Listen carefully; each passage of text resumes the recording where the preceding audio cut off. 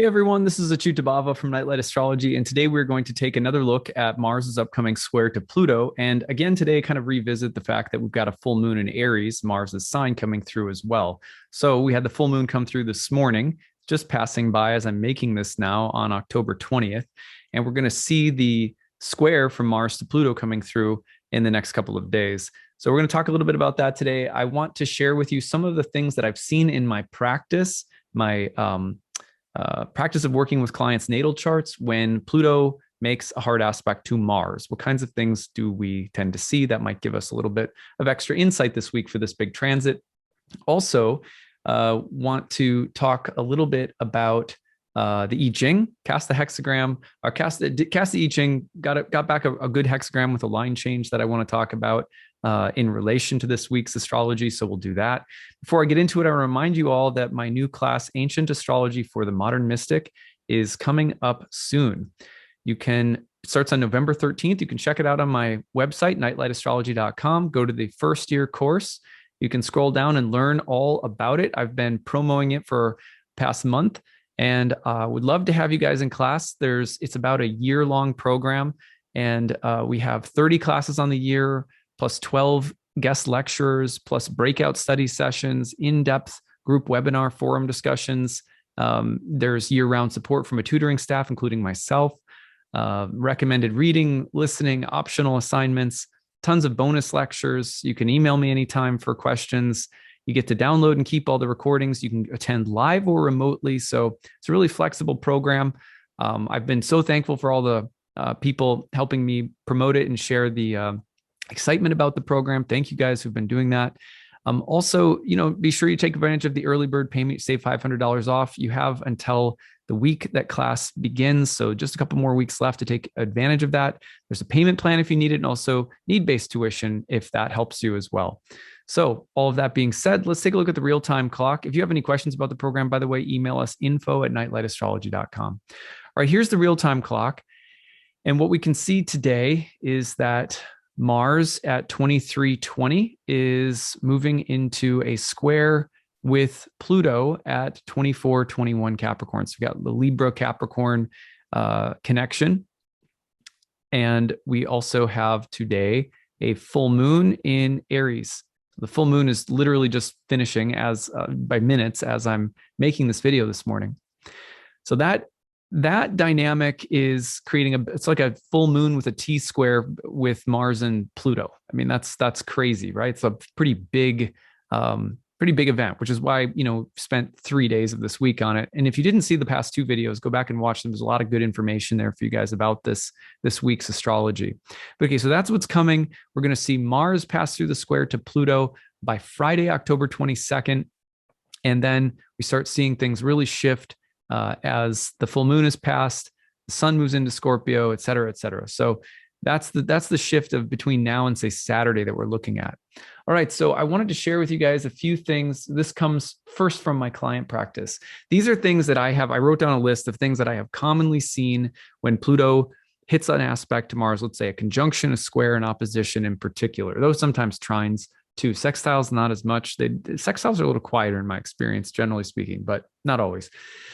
Okay, so things I've seen in my practice.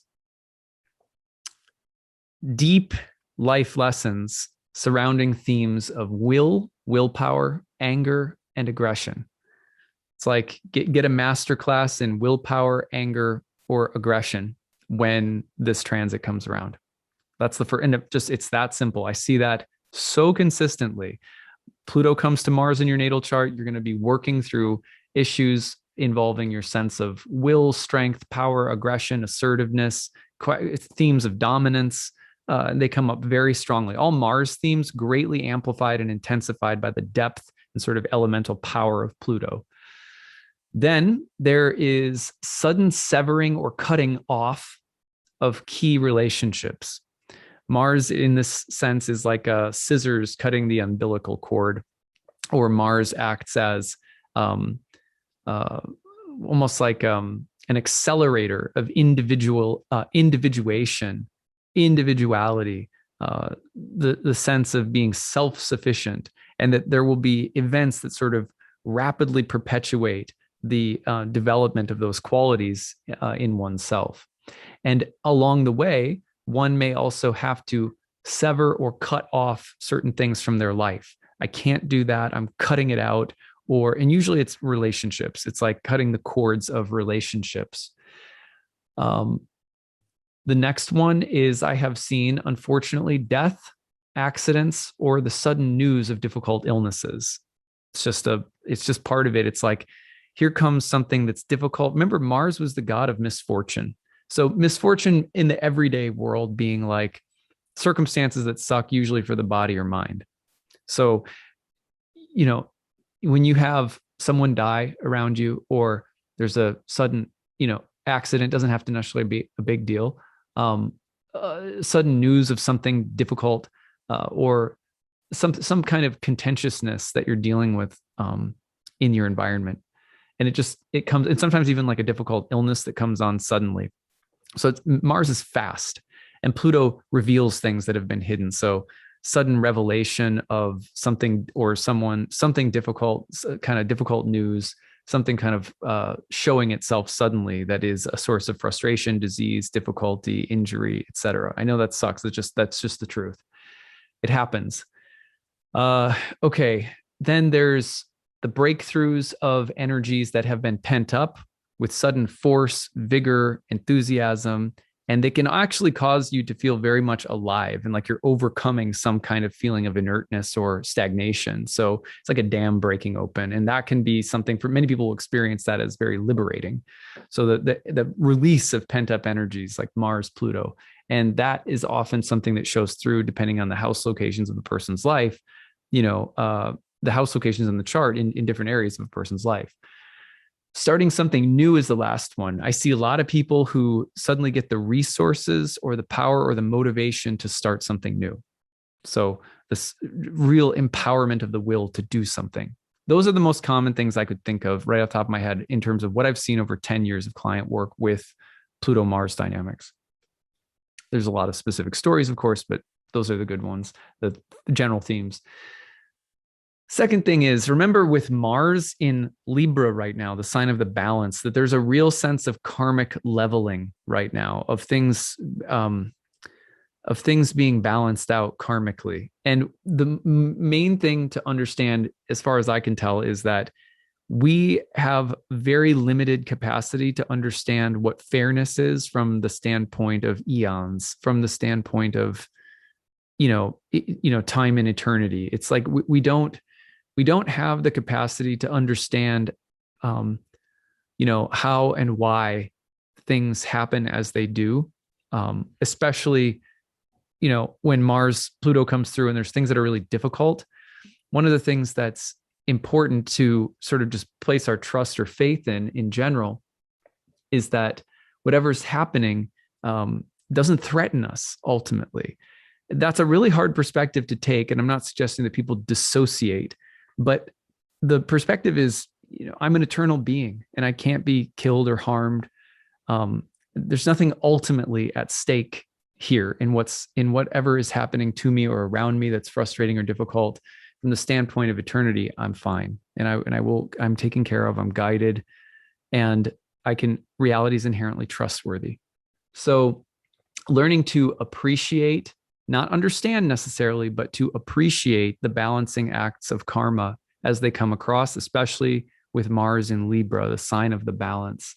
It's a kind of a place of justice, and justice, there's probably one place that pisses people off more than any other when you're talking about the philosophy of ancient astrology. It's when you start talking about karma, because then we start thinking, well, karma must be punitive. No, if you try to understand it, it's going to feel punitive. If we try to use our minds to wrap our heads around, it's going to feel punitive. The only way you can really, in my experience, the only way to really deeply start appreciating and even having maybe small glimpses into understanding the laws of karma is to have a regular meditation practice, so that you can deeply start to see very deep connections that you may not otherwise be able to see, and to develop a sense of trust in the passage of time and the flow of events. Those are things that meditation tends to give us, and it becomes far less trite than just like, I don't know, some kind of Rumi meme that's like, just trust everything. all this terrible stuff is just part of the universal, karmic flow. It's like, yeah, it's true, but it's like a Rumi quote doesn't get you there sometimes. Nothing against Rumi. I like Rumi a lot. Learn that the fruits of our labors and actions are not our own. That's important because sometimes these transits, especially Mars in Libra, square Pluto, it can be the feeling of, the universe giveth and the universe taketh away. So there's these karmic balancing that comes about. And sometimes people are taken from us, sometimes rather suddenly. And some things change very suddenly. And if we recognize, well, it was never, whatever left wasn't really mine to begin with, whether it's my body, my mind, it's like, and that's not an easy perspective to take. And I don't know how it's not easy to take if you have, really solid spiritual practices, what to speak of if you don't.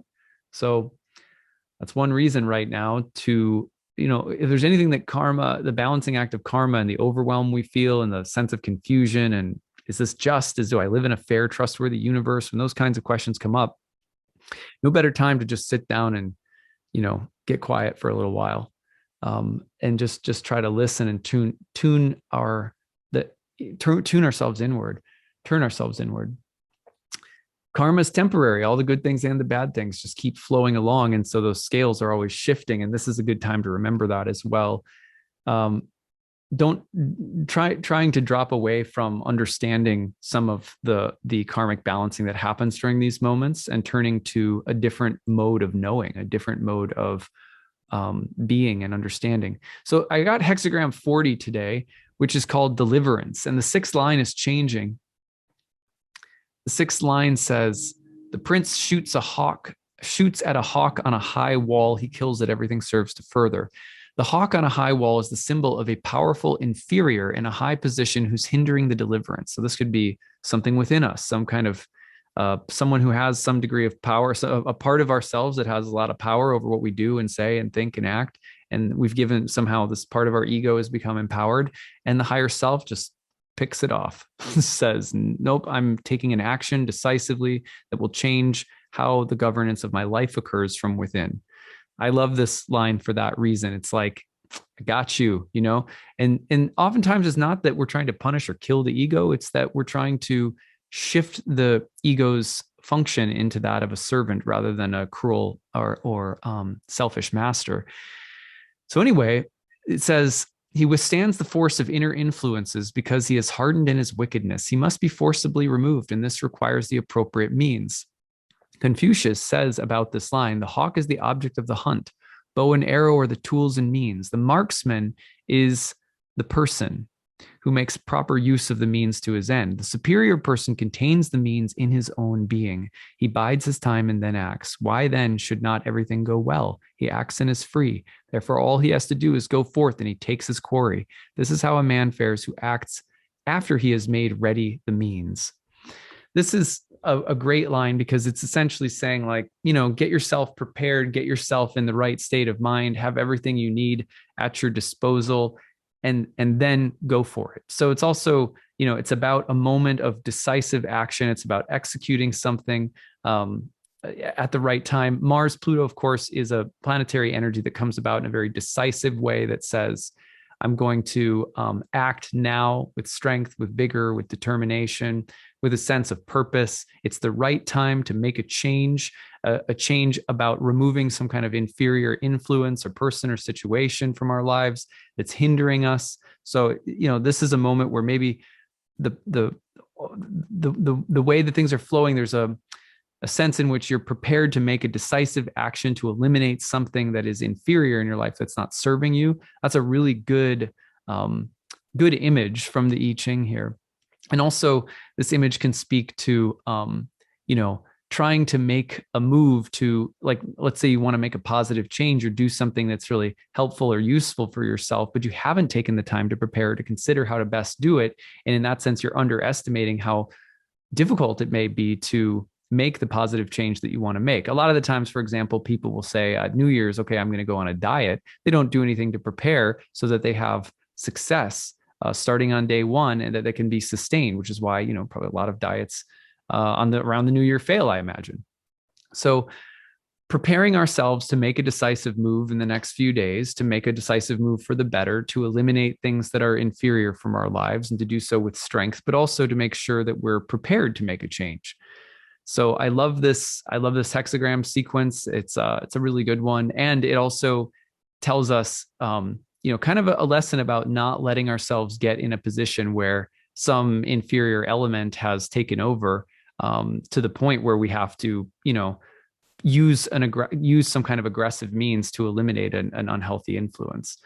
So there is, it's kind of like, don't let it get to the point where you need an invasive surgery to remove a tumor that you could have avoided by not smoking, in the first place. There's something here about that too that kind of goes back to that idea of Mars and Libra being about a karmic reckoning with the square to Pluto. So preparation, getting, not getting to a point where you have to take really strong actions to change or remove something unhealthy or something like that too. So, all right, those are a few thoughts for today. I hope that they are useful. Remember, Bhakti Wednesday will be out later on today. I hope you guys enjoy that as well. And we will be back tomorrow, and got a couple of days left this week to keep breaking down the astrology. If you guys have stories, use the hashtag grabbed and tell us, how are you seeing Mars-Pluto showing up in your life this week, or the full moon in Aries? Make sure it's short and concise. Don't give me tons and tons of information. Just use the hashtag grabbed in the comments section. You can also email us, grabbed@nightlightastrology.com.